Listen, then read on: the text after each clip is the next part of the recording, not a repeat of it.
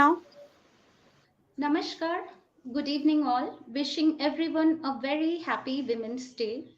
We all have gathered here to celebrate the spirit of women through International Conference on Women's Identity, Narratives and Discourses organized by Heritage Society Bihar in collaboration with Gulab by Yadav, Shiksha Mahavidyalaya, Khargone, Madhya Pradesh, supported by Sanand, our media and broadcasting partner. On behalf of Heritage Society, I am Rinalini Bharadwaj. Welcome our Honorable Chairperson, Professor Renu Shukla from Gurukul Kangri, Haridwar, and I also welcome our all the participants. Each participants will be given 5 minutes to present their paper. And before presenting, kindly introduce your topic of the paper. Now I request our Honorable Chairperson to kindly address the session 3 of today's conference. Thank you.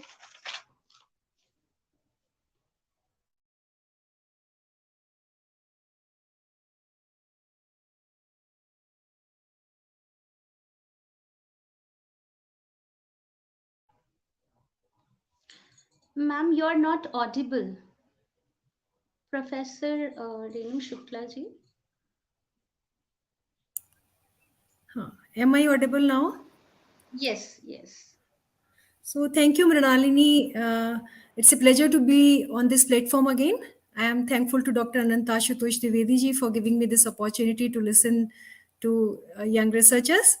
And before we begin, I would like to request the presenters to adhere to the time limit, that is 5 minutes. So, I would like you to proceed further. I will, you know, I will comment on the papers at the end of the session. So let's call the first speaker.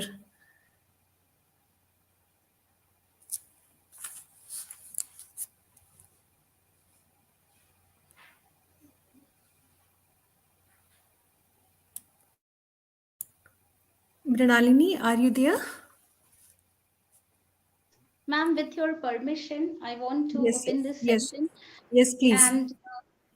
and I request Sunita Devi to kindly present her paper. Sunita Devi. Yes ma'am Shubh Sandhya ma'am and sir आज अंतर्राष्ट्रीय महिला दिवस है। मैं महिला दिवस के बारे में अपने विचार आप सबके सामने समक्ष प्रस्तुत करूंगी। मेरा आज का विषय है आधुनिक भारत की नारी। स्क्रीन शेयर करती हूँ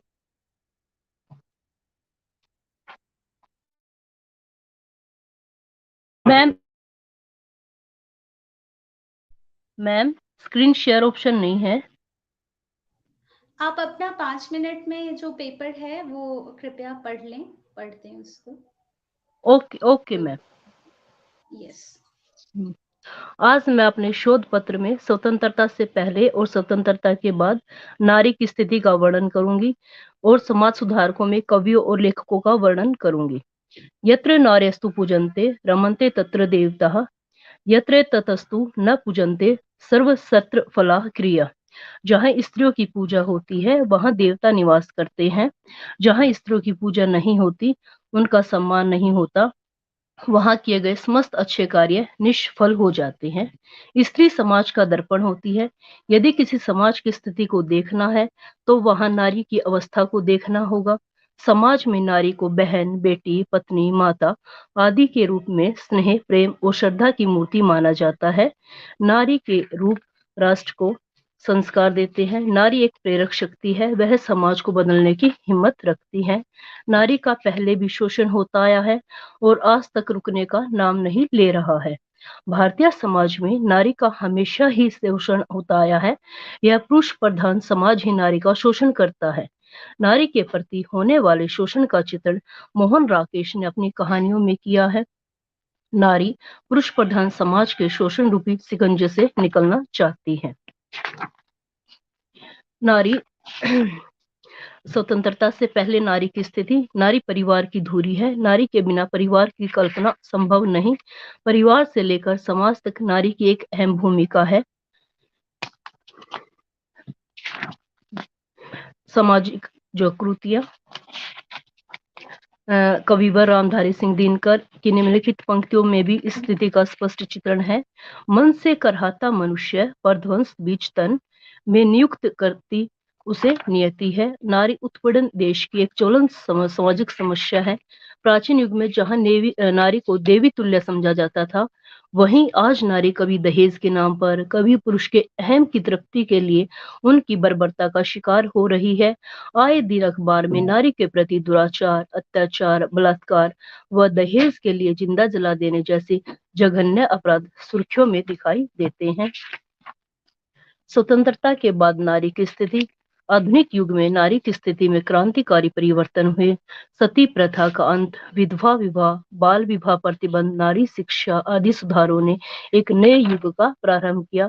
वर्तमान समय में बढ़ती हुई महंगाई पारिवारिक आर्थिक आवश्यकताओं को पूर्ति करने के लिए नारी को घर की चार दीवारी से बाहर निकालकर विभिन्न कार्य क्षेत्रों में अपना लोहा मनवा चुकी हैं।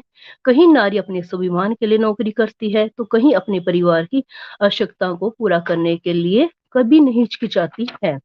भारतीय समाज में नारी की विविध भूमिकाओं का विवरण उसकी एक विशिष्ट पहचान बन रही है।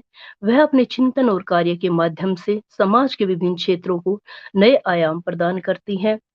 वह समाज सेविका बनकर परिवार में माता पिता, सास ससुर, भाई बहन आदि के प्रति अपना दायित्व निभाती है तथा परिवार से बाहर समाज में विभिन्न संस्थाओं में संबंध रखकर समाज की सेवा में तल्लीन रहती है। नारी के प्रति लेखकों की भूमिका। इस समाज और घर को सभ्य बनाने का सामर्थ्य रखती है नारी। नारी कभी कमजोर नहीं हो सकती।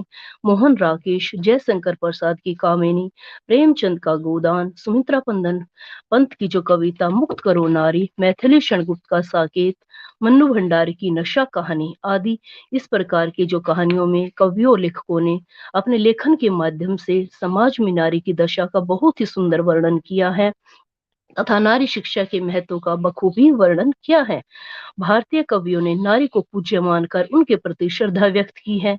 जैसे हमारा कामिनी में जयशंकर प्रसाद जी ने कहा है कि नारी तुम केवल श्रद्धा हो, रजत पगतल में, विश्वास रजत पगतल में, पीयूष स्रोत सी बहा करो जीवन के सुंदर समतल में। वहीं पर पंत जी ने भी अपनी कविताओं में बल दिया है, मुक्त करो नारी को, मानव युग वंदनी नारी को, युग युग की निर्मम कारा से जननी सखी नारी को। वस्तुतः आधुनिक नारी भले ही कोई क्रांतिकारी परिवर्तन न कर सके, लेकिन उनकी सोच तो बदली है। भले ही वह समुद्र पर सेतु न बांधे, रावण मेघनाद का वध न करे, किंतु ऐसी इच्छा तो व्यक्त कर सकती है, यही उसकी मुक्ति है जिसका स्वागत किया जाना चाहिए। जैसे झांसी की रानी लक्ष्मीबाई, सरोजनी नायडू, लक्ष्मी सहगल, इंदिरा गांधी, ये सभी नारियां ही तो हैं जिन्होंने अपने दृढ़ संकल्प से अपने अलग अलग रास्ते चुने, अपना मुकाम हासिल किया। हिम्मत का नाम ही नारी है, हमें निरंतर बढ़ते रहना चाहिए। फिर जैसे हमारे रीतिकाल में जो कवि थे, उन्होंने जो है बिहारी जी हैं, उन्होंने श्रृंगार पर वर्णन किया है। उन्होंने कहा है कि नायिका के जो रूप सौंदर्य नक्श को जो वर्णन, उनकी अनेक मुद्राओं चेष्टाओं का भी स्वाभाविक वर्णन किया है। जैसे उनकी बिहारी सतसई में है, मिलन विरह जो है शीर्षक दोहे में, कहत नटत रिजत खिलत मिलत खिलत लजियात, भरे मौन में करत है नैनो नहीं सो बात। फिर आता हमारा आधुनिक नारी को जागृत करने में समाज सुधारकों का प्रयास। आधुनिक युग में नारी के प्रति उदार दृष्टिकोण विकसित होता है। उसमें चेतना का संचार करने के लिए, उसे जड़ता से जागरूकता की ओर लाने के लिए समाज सुधारकों ने प्रयास किए हैं। इनमें हमारे राजा राम मोहन राय, विद्यासागर अरविंद आदि समाज सुधारक हैं, जिन्होंने नारी को कानूनी अधिकार दिलाकर समाज में उसके अस्तित्व को स्वीकृत किया है। हमारे जो पुरुष समाज सुधारकों के साथ साथ महिला समाज सुधारकों ने भी इस क्षेत्र में काम किया है।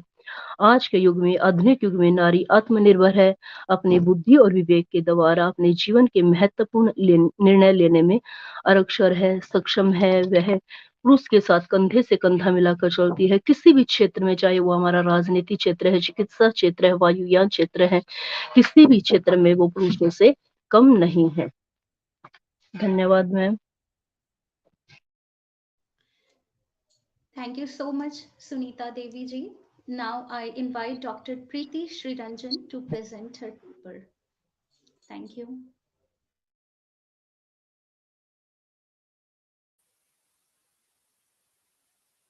Good afternoon, one and all.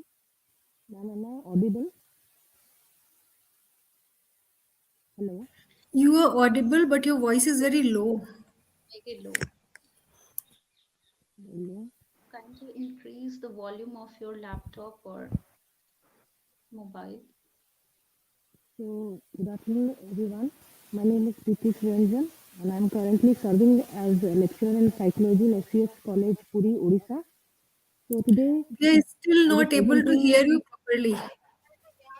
Doctor Preeti Shriranjan आपसे रिक्वेस्ट है कि आप अपने लैपटॉप का वॉल्यूम पीसी का वॉल्यूम बढ़ा लें या फोन जिससे भी आप ऑनलाइन हैं आपकी आवाज थोड़ी कम आ रही है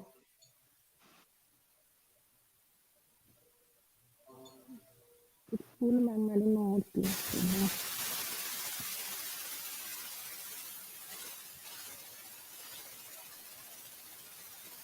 okay And doctor now is Preeti it audible? Shriranjan Uh, Hello. Yes you can present your paper doctor Preeti Shriranjan Okay. So, my topic is on identifying contributions of Indian women from motivating fast to moral facts. So, now I shall share my screen.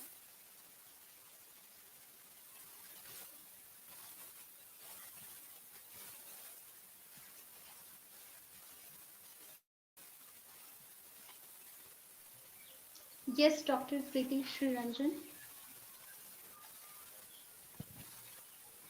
Your voice is not So, I'm coming sharing my screen right now.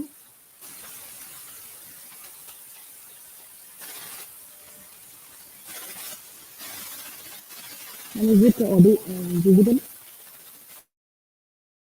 Yes screen is there Okay. So, my topic is identifying contributions of Indian women from motivating past to moral facts. So, Indian culture has often been labeled as being highly dismissive of women's rights and liberty.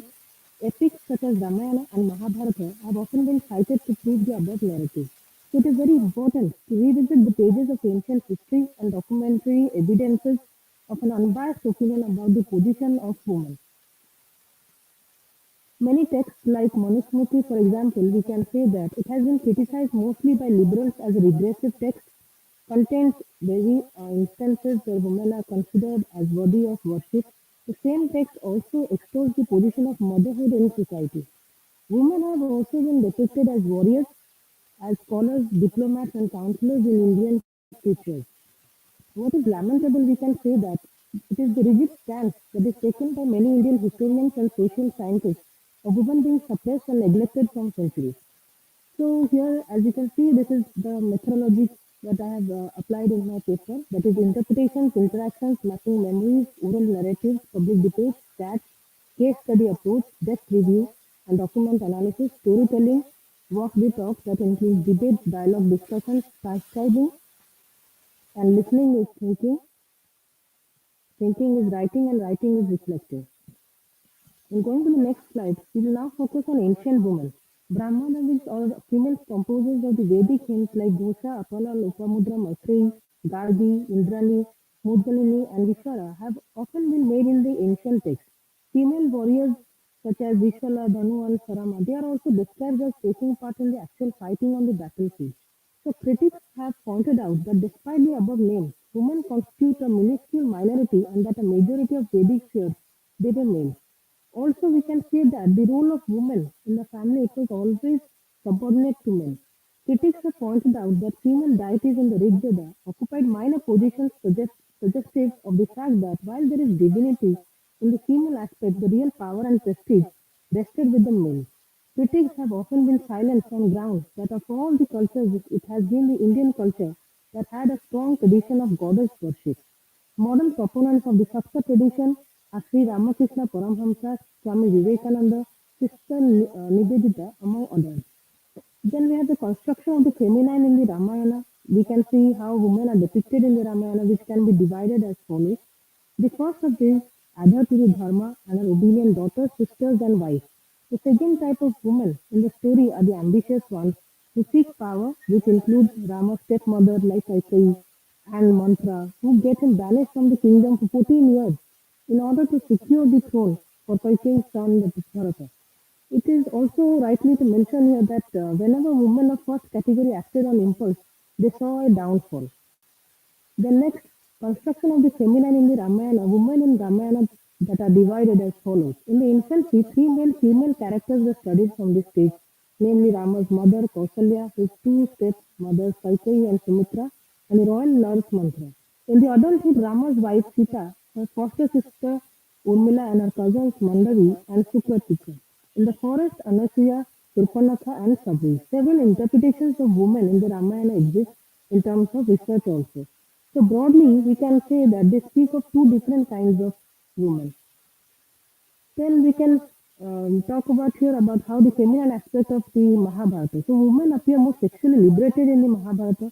The conjugal relations are both polygamous and polyandrous, and although women retain their roles as daughters, sisters, wives, and mothers, they're also capable of being learned. For example, Draupadi, who was proficient in 36 arts, politically dominant and martially capable. Subhadra, Arjuna's wife and Abhimanyu's mother, was capable of driving a chariot. Shikhandi Amba, in a previous birth, also took part in the epic battle. Next, obedient and self-sacrificing wives, however, are lauded in this text too, and further on the incident of treating a woman or a wife as a commodity. Draupadi in particular, we can say that it is often seen as questioning the decisions of their husband, influencing political affairs, and in some cases even took matters in their own hands if justice was at stake. So something that is not noted anywhere in the Ramayana.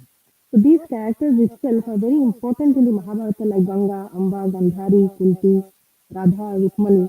They all have very important contributions in the great epic that is unforgotten, accepted in their presence in the past. Then the description of women in Manusmriti. Manusmriti is often cited as a regressive text that I had told before by the liberals and the new liberals alike. It is often used as a punching bag by colonial scholars writing on subjugation of women in Indian culture. In the zeal, they often miss out on portions of the text which declares that even gods roam about in places where women are worshipped. So the position of mothers, it is seen as superior to that of the father. So we can say that women had a very honorable place in the Indian society during those times. So my arguments here, I would say that it may be pointed out that the position enjoyed by Sita in Ramayana and Draupadi in Mahabharata, it is unparalleled in world history. Both the women are now being treated as such despite the criticism. So what is required here is a careful probing of the ancient Indian text to sense the status that women enjoyed in ancient times. So faced in their times, it would be inappropriate to contend that they are both victims of the patriarchal system prevailing in their times. So modern eras, so if we come to the modern eras of women in India, at present we can say that with the advent of persons like Uma Bharati, Vasundhara Raje, Sushma Swaraj, Sonia Gandhi and many others, it seems that women's representation in the parliament is better organized. And the reasons perhaps are that the present women members reflect the ferment with their communities and social groups. So they are raising their voice in the parliament and the state assemblies for protecting the interests of the women and also creating social awareness among them. So post-technology and women in India. So the growth of education, the extension of vocational and professional opportunities, and also scarcity of financial resources, we can say that these can be the many factors that are opening the gates for change in women. So we can say that post-technology has changed Indian women to be more vibrant, visible in sports also, and many other extra activities which will map the growing narratives of Indian women in global phenomena. So by concluding this presentation, I would say that Indian women have not just made their mark on earth as Sita and Draupadi like only in the epics, but they have also engraved their name in the whole universe by flying to space. Kalpana Chawla, who was the member of Columbia's space shuttle, which exploded on its way back, was the first Indian woman astronaut who visited the space station. And to make a success of this feat is the most interesting project in the world. Indian women have that kind of resilience to turn the tide in their favor. The status of women in a society is a true index of its cultural, social, religious, and spiritual levels. So, in my final words, I would say that women empowerment is nothing That's a buzzword for me from the earliest time till today, and women have always been empowered by their nature and practice. Thank you. Thank you so much, Dr. Preeti Sriranjan. Now I invite Vaishali Thank Sharma you. to present her paper. Vaishali Sharma.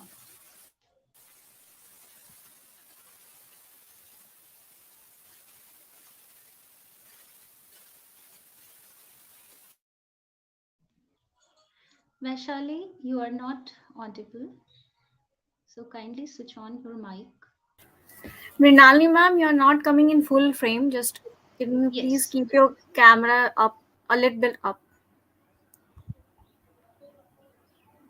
Yeah, yeah, that's fine. Thank you.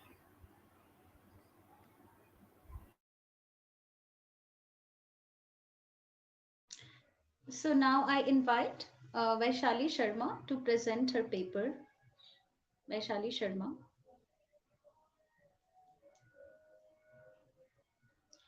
You are not audible.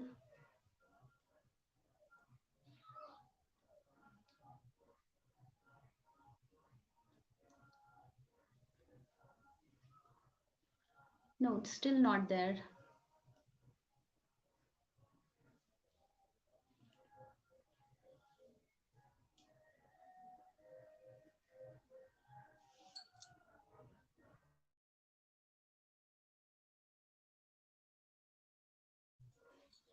Vaishali Sharma, we are unable to hear you.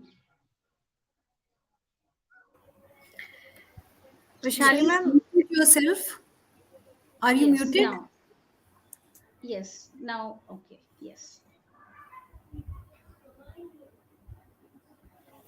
Vaishali ma'am, your voice is still not coming. You can do one thing. You just exit it once and then connect it, and then come back. Might work.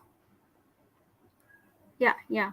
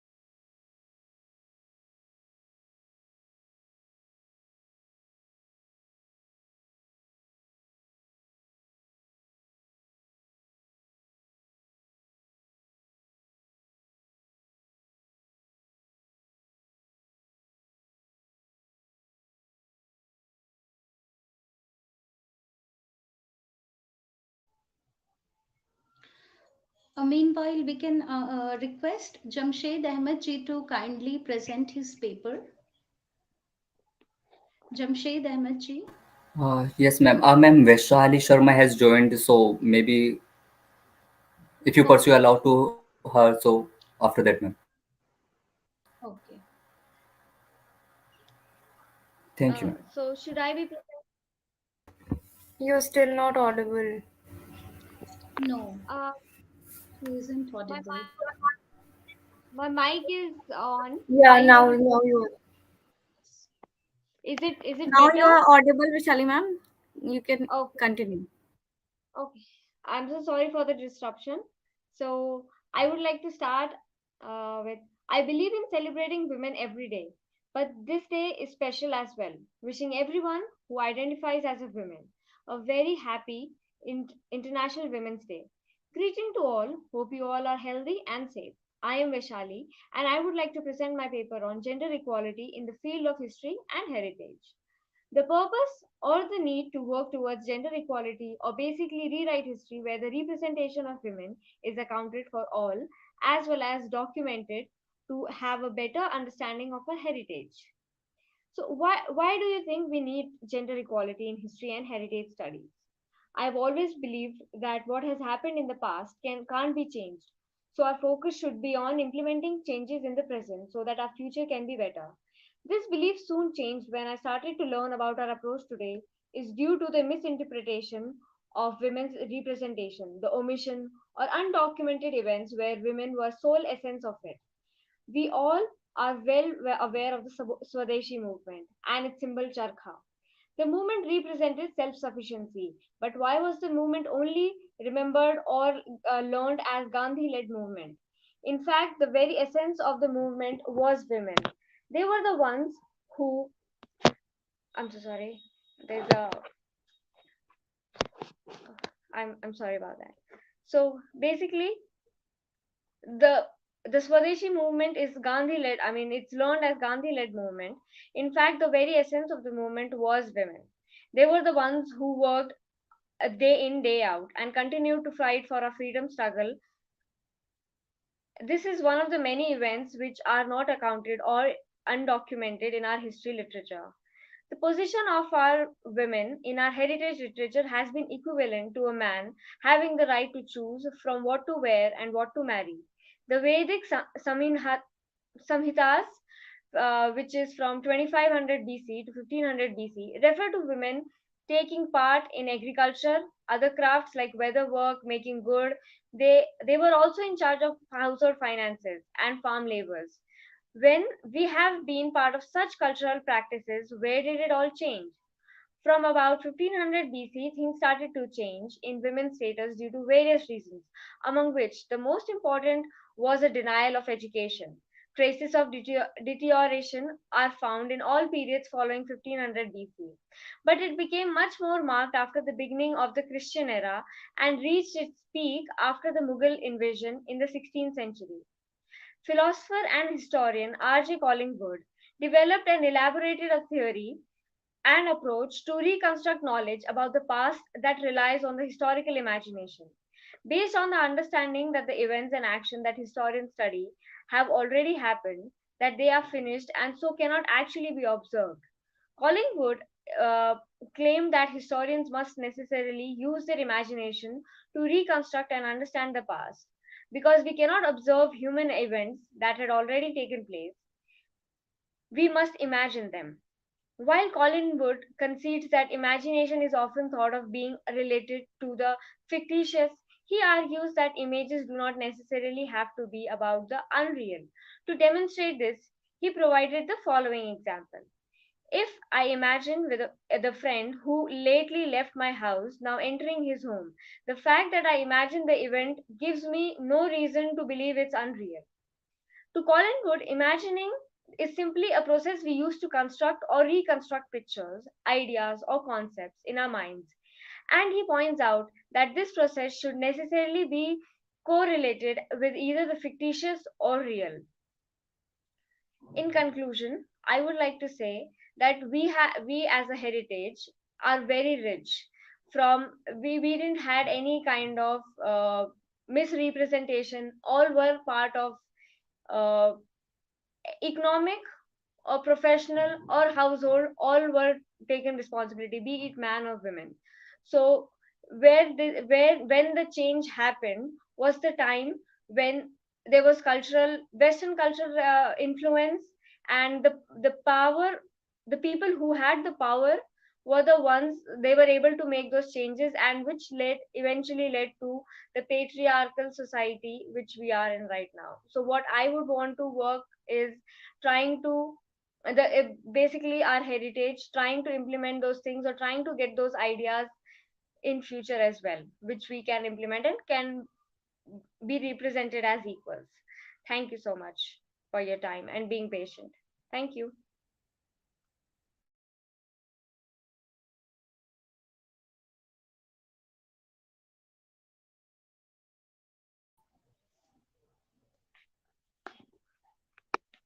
uh, I not audible? No, your voice was coming. No problem in that. Thank All you, right, thank you Vaishali. so much everyone for being so patient. Thank you so much, Vaishali. Now I request Jamshed Ahmed ji to present his paper. Jamshed Ahmed ji. Yes, ma'am. Just ma'am, share my slide, ma'am. Just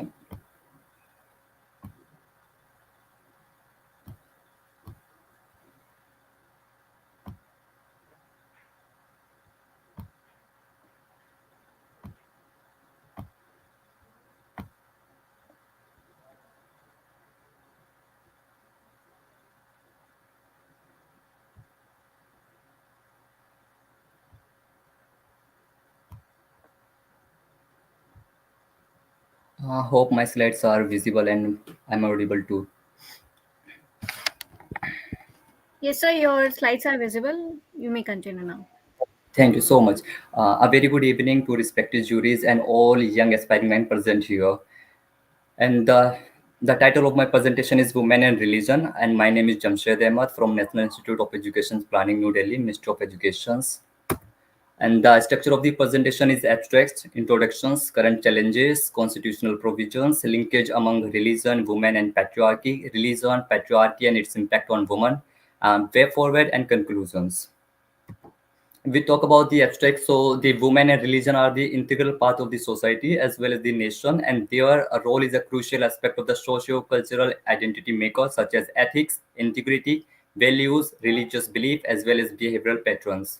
With the help of this topic, I would like to discuss gender equality versus religious practices such as triple talaq, women's entry versus Sabrimala temples, and the Madurai temples, and such types of the things and the questions. Things come in a black spot on the world's largest democracy. Hence, the gender equality versus religious practices is an important aspect of the women and the religion. In this segment, I would like to try to give us some insight on the constitutional provisions under the light of the fundamental right and directive principle of the state policies, sociological angle, as well as the cultural forms. The main objective of this paper is to bring the intelligentsia on a common platform to discuss the deliberate on the various pertinent issues regarding women and religion and how it can be overcome on it. So introduction with start a very lovely quote. The mother is everything. She is our consolation in sorrow, our hope in misery, and our strength in weakness. And every mother is a woman. So there is a widened view among the research scholars and the veteran of this field. That the best way to judge a nation development is to find out the position of women and the religious practices in the country. After the Sabrimala judgment as well as triple talaq, this judgment can be seen a positive steps towards the furtherance of the gender equality. In many religions all across the world, patriarchal notions have seeped into religion, which prohibited into a woman into a religious activities. For example, prohibition of women were based during their menstruation. Therefore, in order to ensure opportunity for women to participate in every sphere of life, whether spiritual or material, the link among the religion, women, and patriarchy needs to be in a strong discussed. And women are the symbol of the goddess in ancient time as well as the modern era. But the gradually things are the changed, and now in the 21st century we get the different picture in compared to the previous images. The current challenges related to economy, society, and the cultural poverty, powerlessness, status of the woman, cost of family, child labor, domestic chores, as well as gender discriminations, farm, non-farm work, caught up in a survival battle, perception of herself, post-puberty practices, and child marriages, etc.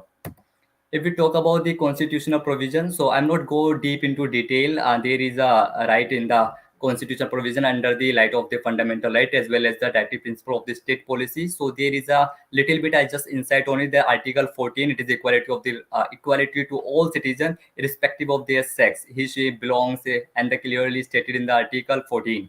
If we talk about the Article 15, 25 as well as 26 subsection C, 25 and the others, all such kind of things work not only at ground level but it is just documented because there is a lack of the legal awareness as well as legal consistency towards the educations. If we talk about the linkage among religion, women, and the patriarchy, so I divided into theme thus through a religious scripture and teaching. In many religious teaching across a wide range of religion, women are given a role of nurturing, caring, and giving birth. While these roles are presented positively and as essential, they reinforce the gender norms in society and the patriarchal power of these structures. Men have been dominant as recipient, interpreters, and transmitters of divine messages, while women have largely remained passive receivers of teaching and ardent practitioners of the religious rituals. As well as if we talk about the through religious practices, so in many religions, both menstruation and the pregnancy are treated as impure or ungodly. For example, in Islam, women who are the menstruating are not allowed to touch the holy book Quran. Similarly, in Hinduism, menstruation women are not allowed to enter the temples. And the practice of the sati and the self immolations by widows on the funeral prayers their husband thrived to their centuries because it was rooted in the belief of the futility of a woman's existence without her husband. Through the structure of the religious organization, so although some religious organizations do have women in senior positions, they are the certainly exceptions rather than the rule. For example, at the Durga temple Madurai, a woman staked her claim to be a full-time pujari priest in a hereditary position of the temple in 2006. Agreeing with her claim, the Madras High Court has recently ruled that the altars of the god must be free from the gender bias. And we talk about the patriarchy and religion and its impact on women, so acting as a cause and effect. If patriarchy is a social normal, so it is a largely because it derives its legitimacy from the religion and the most important rule book pertaining of the societal do's and don'ts in many community. If we talk about the women as inferior being due to patriarchal norms in the religion, women are the painted as physically, mentally, emotionally, and sexually inferior to men, impacting men as it hurts women. So patriarchy penetrates into the every single sphere of a person's lives, and it hurts men as much as it impacts women. Politics and religion. Politics uses religion as a tool of the manipulates the masses, women bear, and a bunch of the consequences of the cultural attitudes. If we talk about the forwards, what kind of things is going on and how can we now we just overcome it. So this there is some themes which I divided into 4 to 5 categories. One is the demystifying true essence of religion. Many religion in the world don't explicitly suppose to role of women in religion. Thus, there is a need to unravel and unfold the true essence of religion. For example, the Rig Veda expounded the idea of feminine energy behind the creation of the universe.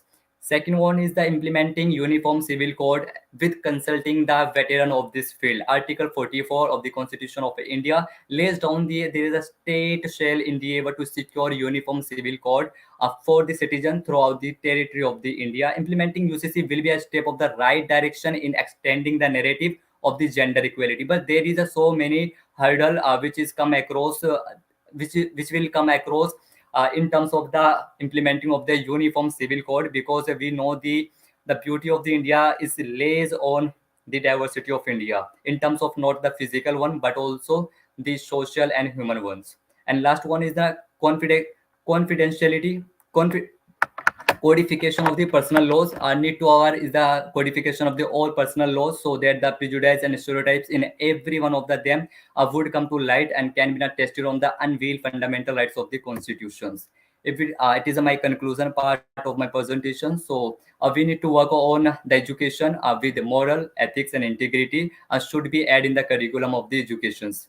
Second one is the legal awareness, and the legal awareness should be followed by the easy language which is understandable to our laymen and as well as access. Third one is the first and the foremost in the place of the third, the temple entry issues and debatable are between the subscription of the age-old myths and belief and eradication of the such practices that does not synchronize harmoniously with the developing time. As in the Supreme Court is the final arbitrator in the issue of has hurdled the issue of the delicately, and discrimination of a woman on the basis of gender and the physiology is abhorrent and does not have any place in the egalitarian society. Policy should be set to sunset formation and not only the political propaganda, because there is a policy formulations and the implementators dilemma that why are you making such kind of policy which is hard to implement. So we need to be now find out the ground reality, and according to ground reality we need to make such kind of the policy which is in particular found in the ground level. And with the conclude, I would like to just say the greatest warrior in the world is mother, and the every mother is a woman. Thank you so much. Thank you, Jamshed Ahmed, for this paper. Now I invite Naval Kishore Singh to kindly present his paper. Naval Kishore Singh. Yes, madam. जी आप अपना paper present कीजिए please. मैं नवल किशोर सिंह, शोधकर्ता, शिक्षा विभाग, capital विश्वविद्यालय कोडरमा, झारखंड. मेरा शीर्षक है अरवल जिला में छात्र छात्राओं का व्यवसायिक शिक्षा के प्रति अभिरुचि का एक तुलनात्मक अध्ययन. अरवल भारत के बिहार राज्य में एक जिला है. बिहार के दक्षिण भाग में आने वाला यह जिला मगध प्रमंडल के अंतर्गत आता है. पहले यह जिला जहानाबाद जिले का हिस्सा हुआ करता था. अगस्त 2001 में इसे जहानाबाद से अलग कर स्वतंत्र जिला बनाया गया. अरवल के उत्तर में पटना जिला, दक्षिण में गया और औरंगाबाद जिला, पूरब में जहानाबाद जिला तथा पश्चिम में भोजपुर और रोहतास जिला है। इस जिले में उद्योगों का अभाव है। भूमि उपजाऊ होने के कारण अरवल जिले की अर्थव्यवस्था कृषि पर आधारित है। इस जिला के छात्र छात्राएं उच्च शिक्षा की डिग्री हासिल करने के बाद नौकरी की तलाश में भटकते रहते हैं। शिक्षा का उद्देश्य लोगों की आर्थिक स्थिति में निरंतर विकास करना है, उनके जीवन में विकास कर समाज में सुख शांति स्थापित करना है। इसके लिए व्यावसायिक शिक्षा की व्यवस्था अति आवश्यक है। व्यावसायिक शिक्षा के संदर्भ में कुछ लोग यह मानते हैं कि केवल छात्रों को शिक्षा देना है, छात्राओं को नहीं, परंतु उनकी यह धारणा सही नहीं है।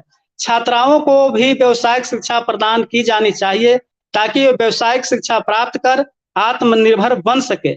इस प्रकार छात्रों और छात्राओं दोनों को व्यावसायिक शिक्षा के समान अवसर प्रदान करना चाहिए। इससे देश की विकास की गति में वृद्धि होती है। समाज व देश में परिवर्तन होते रहते हैं, इसलिए शिक्षा के उद्देश्यों में भी समय के साथ परिवर्तन आवश्यक है। अरवल जिला में शिक्षित छात्र छात्राएं अपनी अभिरुचि के अनुसार व्यावसायिक शिक्षा प्राप्त करना चाहते हैं। अभिरुचि उनकी एक मानसिक व्यवस्था है। इसी मानसिक व्यवस्था के कारण ही किसी विषय में उनकी अभिरुचि होती है तथा किसी विषय में अभिरुचि नहीं होती है। अभिरुचि की उत्पत्ति में ध्यान का महत्वपूर्ण स्थान है। जिस विषय के प्रति छात्र छात्राओं का ध्यान केंद्रित हो जाता है, उसके प्रति उसमें अभिरुचि जागृत हो जाती है। छात्र छात्राओं के अभिरुचि के अनुकूल व्यावसायिक शिक्षा प्रदान की जाती है तो वह सीखने में सरल लगता है। अभिरुचि छात्र छात्राओं की आंतरिक शक्ति या आंतरिक इच्छा होती है जो किसी विषय के क्रियाकलाप की ओर मुड़ जाती है या उससे विमुख हो जाती है। उनके ध्यान अभिरुचि वाली विषय पर लग जाती है। प्रत्येक छात्र में अभिरुचि एक प्रत्येक शक्ति के रूप में कार्य करती है जो उन्हें किसी व्यावसायिक शिक्षा के प्रति ध्यान देने के लिए उत्प्रेरित करती है।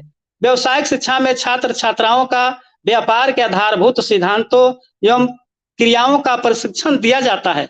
व्यावसायिक शिक्षा एक प्रणाली या अध्ययन के पाठ्यक्रमों को संदर्भित करती है जो व्यावसायिक गतिविधियों पर आधारित नौकरियों के लिए व्यक्तिगत रूप से तैयार करती है। आज के युग में व्यावसायिक शिक्षा अति आवश्यक है। व्यावसायिक शिक्षा छात्र छात्राओं को सभ्य, संस्कारवान तथा जागरूक बनाती है तथा अपने पैरों पर खड़ा करती है। किसी देश के विकास एवं कल्याण में व्यावसायिक शिक्षा का महत्वपूर्ण योगदान होता है। व्यावसायिक शिक्षा कौशल एवं विकास के मुख्य सूत्रधार है। यह छात्र छात्राओं की संवेदनशीलता को बढ़ाती है एवं उनकी सोचनीय शक्ति को प्रखर बनाती है। उनके चिंतन एवं समझ में स्वतंत्रता आती है। व्यावसायिक शिक्षा भविष्य के निर्माण का अनुपम साधन है। अनुपम साधन की प्राप्ति हेतु माध्यमिक विद्यालय में ही व्यावसायिक शिक्षा की शुरुआत की जानी चाहिए, अर्थात माध्यमिक शिक्षा का बड़े पैमाने पर व्यवसायीकरण की जानी चाहिए। छात्र छात्राओं को व्यवसायिक शिक्षा पर विशेष बल दिया जाना चाहिए। वर्तमान समय में व्यवसायिक शिक्षा दिया जाना अति महत्वपूर्ण कार्य है। व्यवसायिक शिक्षा से व्यक्ति किसी एक विषय में कार्य करने की कुशलता प्राप्त करता है जिससे उनकी आर्थिक विकास में वृद्धि होती है। उन्हें समाज में उचित स्थान मिलता है। समय समय पर व्यवसायिक शिक्षा को उचित, उपयोगी एवं इसके उद्देश्यों की आर्थिक रूप से सार्थक बनाने के लिए विभिन्न शिक्षा आयोगों का गठन किया गया। लगभग सभी शिक्षा आयोगों ने व्यवसायिक शिक्षा को स्वीकार किया। किसी देश की समृद्धि व्यवसायिक शिक्षा पर निर्भर करती है। अरवल जिला की समृद्धि और विकास व्यवसायिक शिक्षा पर निर्भर करती है। इसलिए अरवल जिला के छात्र छात्राओं को व्यवसायिक शिक्षा से जोड़ने की जरूरत है। माध्यमिक एवं उच्च माध्यमिक विद्यालयों में उनकी अभिरुचि के अनुसार व्यवसायिक शिक्षा देने की व्यवस्था किया जाए। हमारी वर्तमान व्यवस्था लार्डे मैकाले की शिक्षा व्यवस्था पर आधारित है। इनमें अन्य दोषों के अलावा यह भी दोष है कि यह शिक्षा व्यवसायिक दृष्टिकोण देने में विफल रही है। देश के औद्योगिकरण से शिक्षा का कोई प्रत्यक्ष संबंध नहीं है। फलतः शिक्षा प्राप्त करने के बाद भी छात्र छात्राएं बेरोजगार है। शिक्षित बेरोजगारों की संख्या तेज गति से बढ़ रही है। साहित्यिक शिक्षा छात्र छात्राओं में आत्मविश्वास पैदा नहीं कर पा रही है। इन सभी समस्याओं का एक ही निदान है कि प्रारंभ से ही छात्र छात्राओं में व्यवसायिक शिक्षा के प्रति अभिरुचि को विकसित किया जाए। माध्यमिक और उच्च माध्यमिक स्तर पर उनकी अभिरुचियों के अनुकूल उनकी सामाजिक आर्थिक स्थिति को ध्यान में रखकर व्यवसाय शिक्षा की व्यवस्था किया जाए ताकि उनमें स्वयं के लिए अवसर पहचानने और अवसर पहचान कर उनका सर्वोत्तम उपयोग करने की क्षमता विकसित होगी। छात्रों की भांति छात्राओं में भी सोचने समझने एवं चिंतन करने की क्षमता होती है। अरवल जिला में छात्रों के साथ साथ छात्राओं को भी अभिरुचियां व्यवसायिक शिक्षा के प्रति बढ़ाने की जरूरत है। शिक्षा का स्वरूप बदल रहा है। व्यवसायिक शिक्षा समय की मांग है। शिक्षा को रोजगार उन्मुखी बनाया जाए, उसे व्यवसायिक शिक्षा से जोड़ा जाए। छात्र छात्राओं को नए नए व्यवसायिक शिक्षा से संबंधित क्षमताएं पैदा की जाए।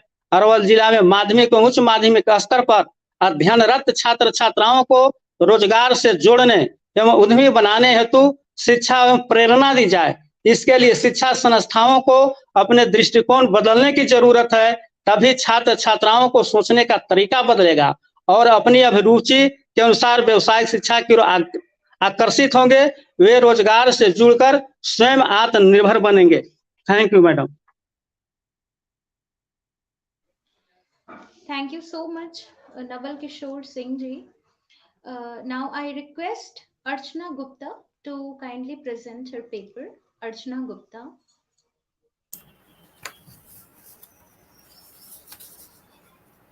Good evening. I am audible. Yes, you are pretty audible.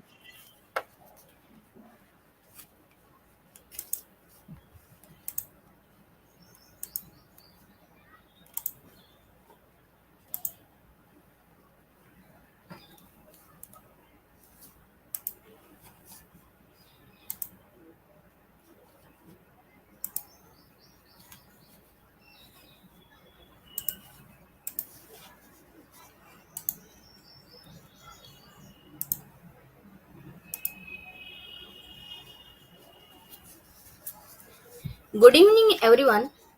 मैं श्रीमती अर्चना गुप्ता आज अंतर्राष्ट्रीय महिला दिवस के अवसर पर आप सभी को हार्दिक बधाई देती हूँ और सभी का अभिवादन करती हूँ। इस महिला दिवस के अवसर पर मेरे द्वारा बनाई गई पीपीटी आप सभी के साथ शेयर करने जा रही हूँ। आज के दिन को समर्पित मानवता की जन्मदात्री, यही मेरा आज का टॉपिक है।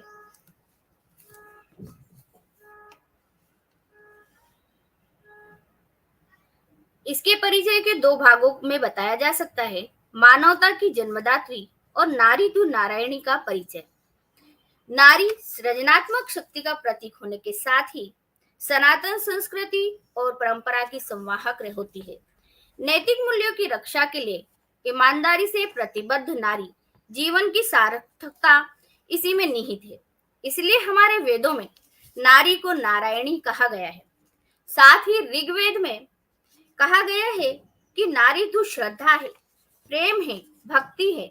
सनातन की प्रतीक नारी पवित्र, निष्कलंक आचरण के प्रकार से सुशोभित, लोगों की कुटिलताओं से अनभिज्ञ, निष्पाप, उत्तम यशयुक्त, नित्य उत्तम कर्म करने वाली, सकर्मण्य और सत्य व्यवहार करने वाली देवी रूपा है।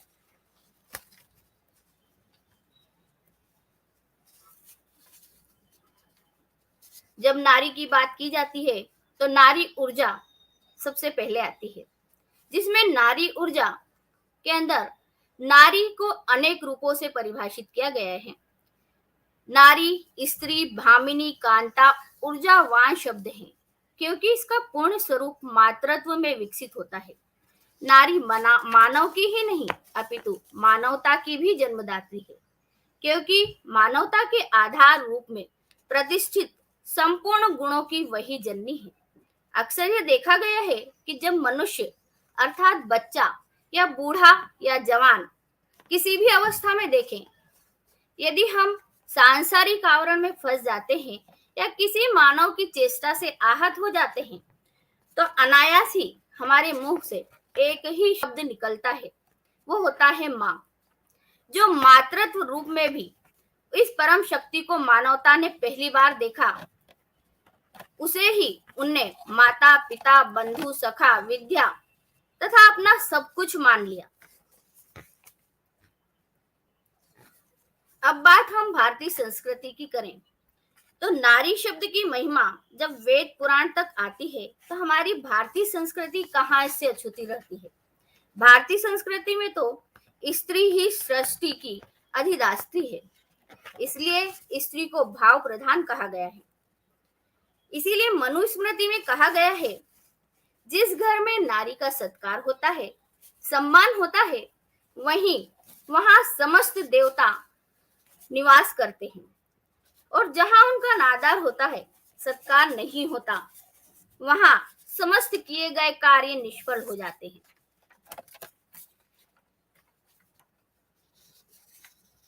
नारी जाति के इतिहास की बात करें तो अब यदि हम नारी जाति के इतिहास की बात करें तो वैदिक काल से आजाद भारत तक के समय में नारी जाति के उत्थान के कई प्रकार के बदलाव देखे गए हैं, जहां नारी सुरक्षा, सम्मान, समान अवसर व अधिकार इत्यादि के बारे में जानकारी प्राप्त होती है।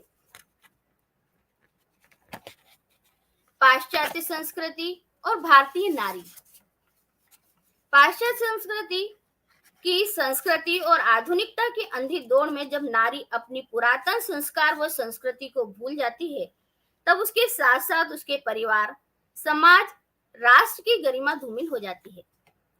हमारी संस्कृति हमें अच्छे संस्कारों को हमेशा आत्मसात करना सिखाती है। इसीलिए पाश्चात्य प्रभाव तब निंदनीय हो जाता है जब मर्यादित प्रदर्शन की भावना इसमें नहीं होती।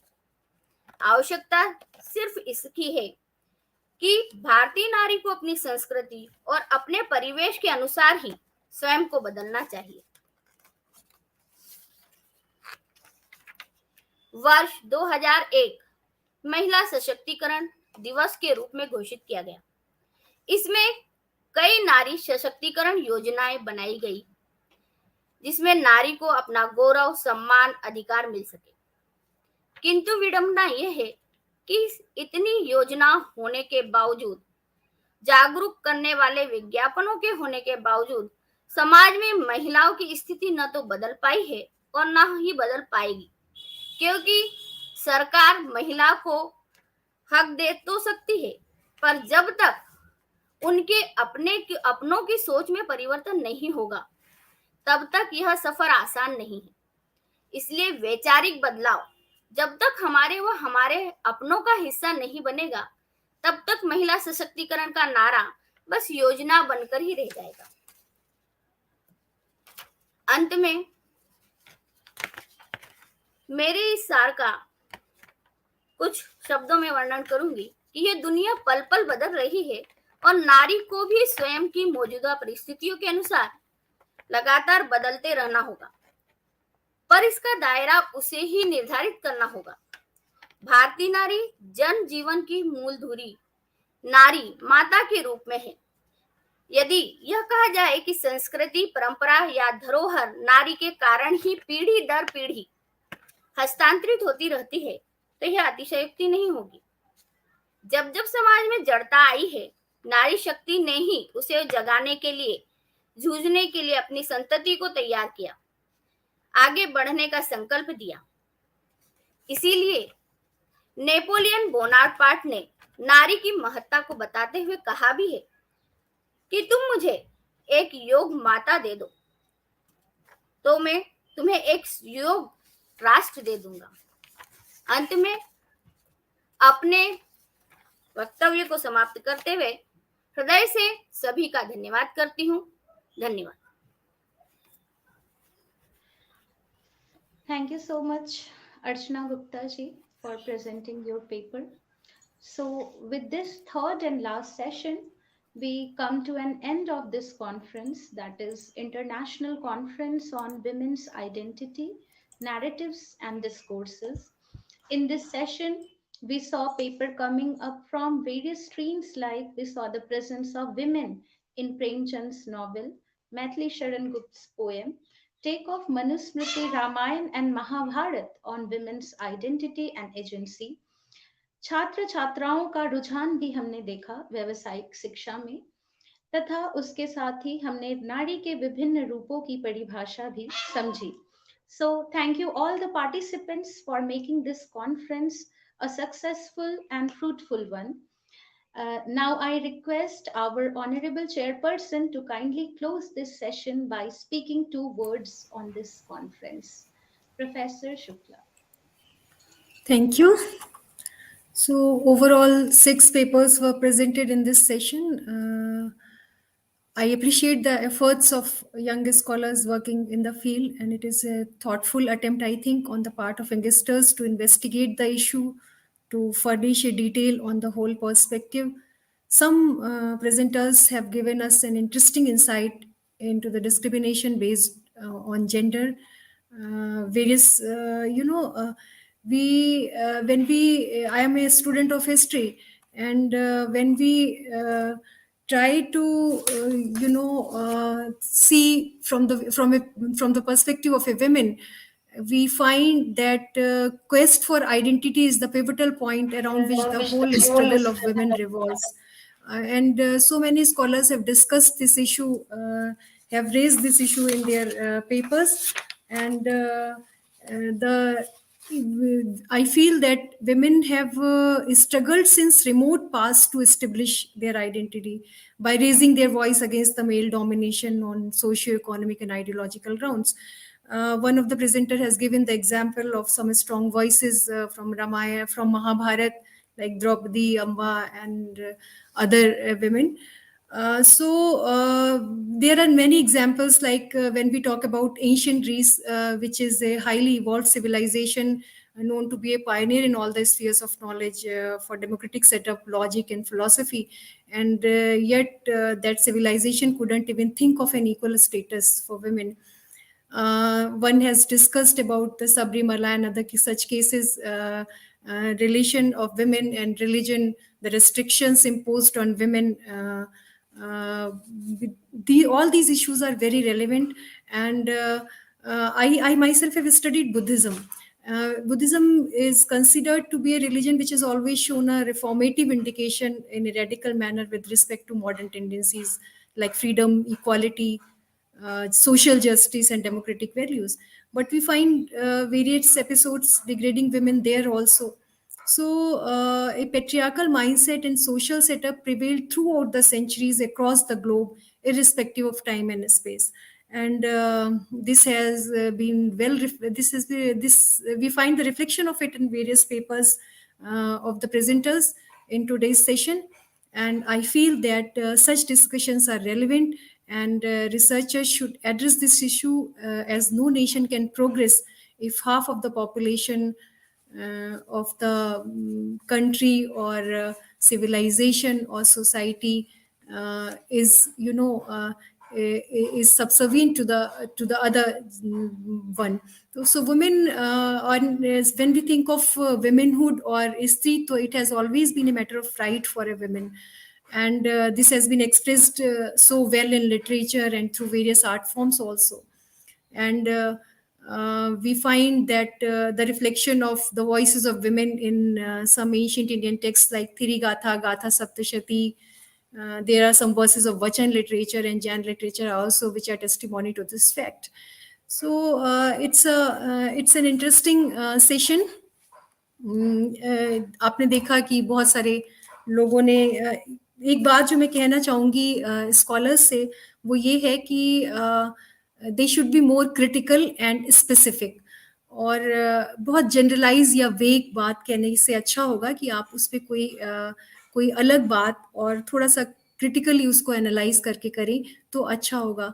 और अगर आप नैरेटिव्स देखेंगे विमेन को लेकर के, तो उनमें बहुत कॉन्ट्रडिक्शंस हैं, और उसका सही एनालिटिकल अप्रोच के साथ अगर हम उसको नहीं देखेंगे तो एक्चुअली ये समझ पाना मुश्किल होगा कि उससे क्या निकल के आता है. जैसे कि जो प्रोग्रेसिव रिलीजन कहे जाते हैं, जिन्होंने बहुत इक्वालिटी की बात की, वहाँ पे हमें ऐसे बहुत सारे स्टोरीज, बहुत सारे एपिसोड्स, बहुत सारे नैरेटिव्स मिलते हैं जहाँ अलग अलग बेसिस पे डिस्क्रिमिनेट किया गया है, और ह्यूमिलिएटिंग भी हैं कई बार. जैसे मैं बुद्धिज़्म की बात करूँ तो ये स्टोरी शुरू होती है जब गौतमी रिक्वेस्ट करती हैं बुद्ध को कि वो जो है वो प्रव्रजित होना चाहती हैं, और बुद्ध की रिलक्टेंस के बाद, आनंद के परसुएशन के बाद वो संग में आती हैं, और ये स्ट्रगल जो है वो चलता रहता है. और कई उनके ऊपर 8 गुरुधर्म इम्पोज किए जाते हैं और फिर कई और चीज़ें क्वेश्चन की जाती हैं. So the important thing is this that we need to question. Why? Because when a system of power discriminating humans on gender basis, it is thoroughly in command since long. So it is obvious to question and expose its working. So this is our job, and we should do serious researches in this direction. With these words, I would like to close this the academic deliberations of this session. Gratitude to all the speakers and listeners for their patience, active participation, and scholarly discussion. Now, I would request the session coordinator to proceed further. Have a nice day. Thank you Thank so you. much, Thank you. ma'am, for your informative insights. And thank you all the participants for joining this session of today's conference. We'll meet next year for sure with various themes and various papers coming up on women's narrative and discourses. So thank you so much on behalf of Heritage Society. I thank you, our esteemed honorable uh, chairperson, Professor Shukla, and all the participants. Thank you so much. Namaskar. Thank you.